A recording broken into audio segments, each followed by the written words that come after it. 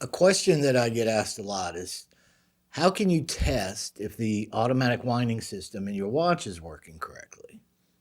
Well, if you're servicing automatics, you should be testing the automatic module after you're done with the service. But if you just own an automatic and you think you might be having some problems, this is a test that you can do as well. This is just going to be a quick overview of what you need to know, but I did write a much more detailed article on my website, and I'll leave a link to that in the show notes if you're interested in learning more.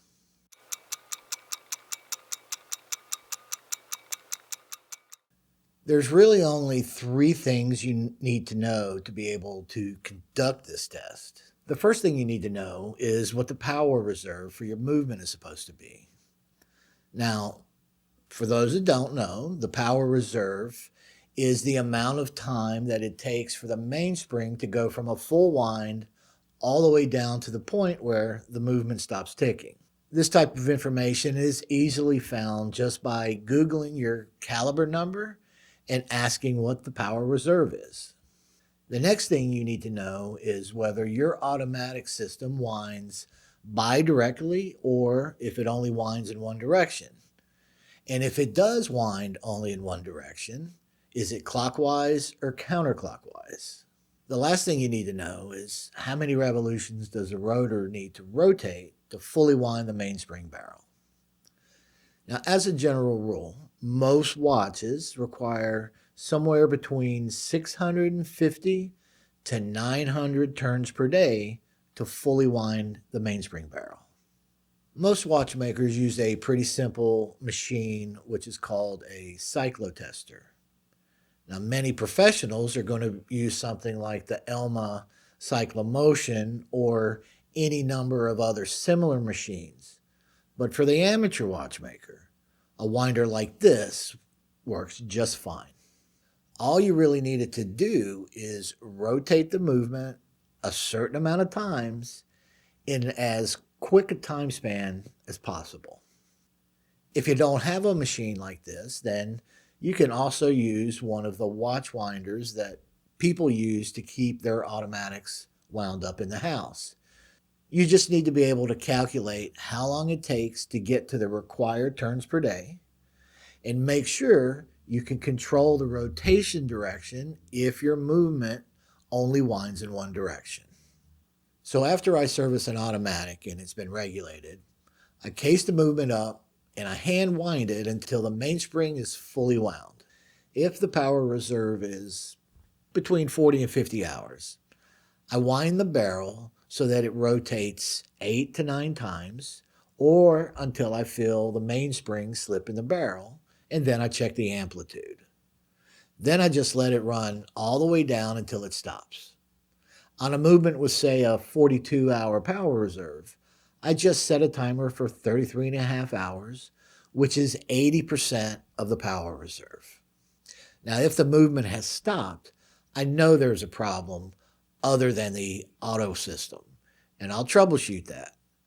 If the movement is still running, I check it every hour until it gets to 90% of the power reserve, which in this case is just under 38 hours.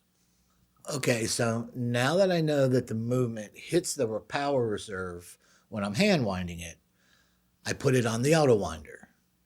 Now this one rotates the watch movement 13 times per minute. So if the required turns per day for this movement is 650 and it's bidirectional, it doesn't really matter which way this is turning. It just needs to rotate 650 times to fully wind the barrel. So with this machine, I need to let it run for 50 minutes.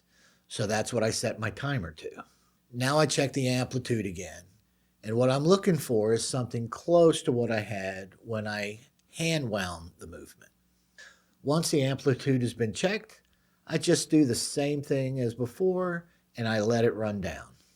Now this time I check the amplitude at the 24-hour mark after it's run down 24 hours because I want to check for minimum amplitude.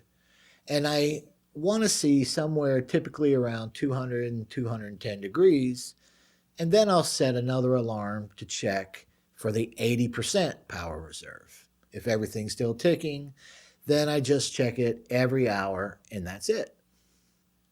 If I get to 90% of the expected power reserve, I'm good. And if it's between 80 and 90%, then I really need to evaluate the movement to see if we can improve that a little bit. Now, if it falls short, something's wrong. Perhaps the rotor isn't engaging as well, the mainspring's slipping too much, so it's not building up enough amplitude, or there's excessive friction somewhere. Now let's say you don't have either of these types of winders. You can still get a pretty good idea of how well it's working. You're going to start with the hand winding step just like we did before, and then you're going to measure the rundown time. Now for the next step, instead of using a winder, you're just going to put it on your wrist and wear it all day.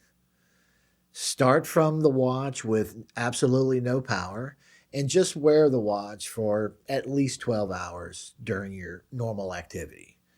Everything else in the testing is going to be the same. After wearing it all day, take it off in the evening, set your timer, and let it sit to see how long it runs. Ideally, if the automatic winding is working well, it should run almost as long as the full manual wind did. And that's it. That's all it takes to check your automatic winding system. And because there's so much more to learn, I'll see you in the next video.